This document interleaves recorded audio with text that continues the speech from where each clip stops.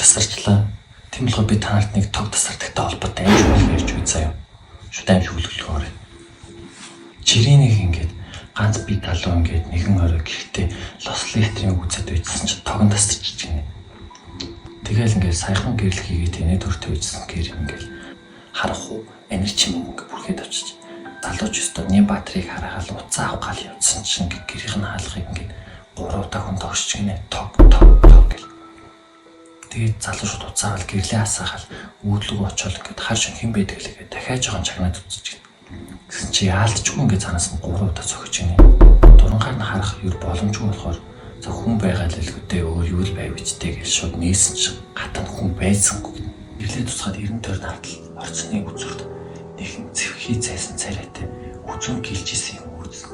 Цоо ширтэд байж байгаа. Залууч үнэхээр хагаад зүрхэн цохлох шиг боллоо. Тэгсхий авангуудаа шууд хаалгаагаад түүжиж чимээ чагнан суу. Тэгтэл орцны цаанаас яг нөгөө юмний байсан байрнаас пит гэдэг хүн наашиг гүйжрээд хаалган дээр тулаа цогсож. Залуу дахин чимээ чагнан суусан.